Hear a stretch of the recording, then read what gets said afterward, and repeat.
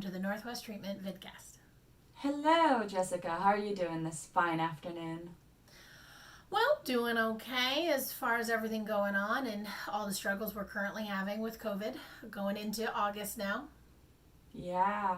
You feeling like connections might be an issue for you at this point? Yes, what a handy little segue into our topic today, Léa. Thank you for that. I try. We wanted to kind of touch on this idea of human connection, where we really now, having been isolated for, gosh, I don't even know where we're at now since, what, 5 months. March? 5 months. That's hard. Yes. We wanted to touch on the fact that we all might very well be missing touch, physical touch, emotional touch. You know, if you're lucky, you live with someone who is either a partner or a parent or a family member who you could hug or hold hands or snuggle on the couch with a movie. But a lot of people don't. They either have roommates or they live by themselves. There's definitely been a huge increase in cat and dog adoptions during this. And one of the reasons is that humans do better with connection. There's a author that Léa and I both enjoy named Brené Brown, and she has a great quote that is defining connection as the energy that exists between people when they feel seen, heard, and valued. You know, and that's really important, is that we often feel this need for external validation, this need to have people around us somehow, whether it's one person or lots.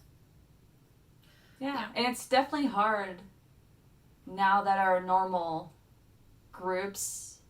social groups have been disintegrated with COVID. Yeah. Whether you're someone who's, used to having a big family gathering, whether you're someone who was trying to date and now that's a whole thing to try to do safely with COVID, or just having social friends or family over, and that's really hard. And one of the things that we have learned in the addiction realm is that the two most common internal triggers to use, drink, have your addiction come out of control is loneliness and boredom. Yeah. And that's what we're all dealing with now. If you've never had to deal with boredom before, you don't know how to be bored. We rely on technology a lot to try to combat boredom and loneliness, and that's difficult. And humans on a physical level really can get touch deprived or touch starved. There's some really sad stories about, babies just after being born, that if there isn't someone there to hold them, even if it's a nurse, or a doctor, if there's not someone there to hold them, that they can get significantly worse with medical problems or even die because of it. Right. So there was this lovely, I use that sarcastically, study that came out, I want to say it was somewhere in the 60s and the 70s, about the orphanages out in, it was an Eastern European country. Yeah. And a bunch of children died in those orphanages, and the reason that they figured out later on is that those kids just lost the will to live, really. Right. And they tried to figure out why, and they did figure it out, and eventually it came out that it was because they weren't being touched, they weren't being held, they weren't being hugged. Right. And a lot of that is connected to, do we feel safe?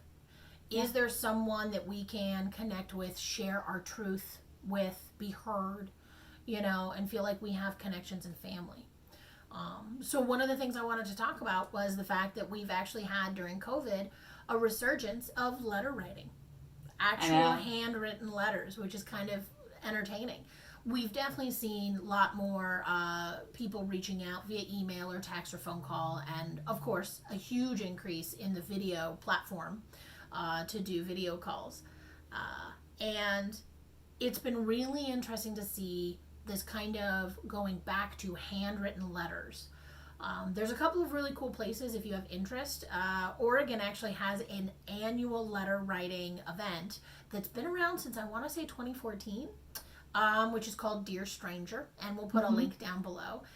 But basically every year they would come up with a theme, and then you would write a letter to someone you've never met. You would send it in, it would get sent off. So you don't have their address. It goes to like a central hub, which is kind of interesting and cool.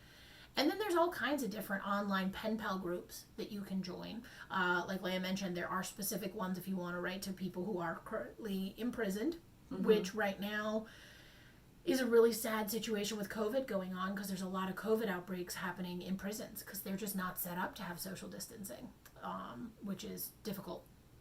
And then, kind of on an interesting and neat note, we'll also put down a link below on an 11-year-old gal named Emerson who got a little popular on social media in March, April, because with the beginning of COVID, when she was stuck at home, she decided to start writing letters, but she decided to write them to her postal workers.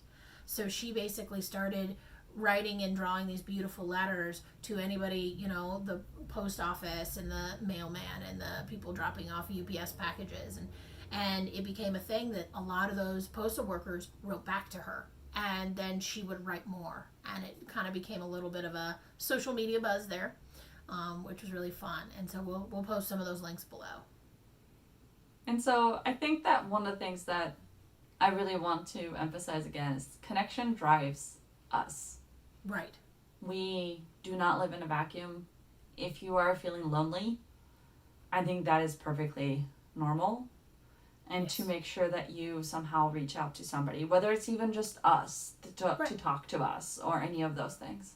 Right. If you're feeling really isolated and lonely, please do your best to try to come up, with some effort and be able to reach out and get some help. Whether that's talking to friends, whether that's sending out a message to family members you haven't talked to in a long time, whether it's getting actual therapy help, look for support groups you can find online, or look at, joining in and writing a letter to someone.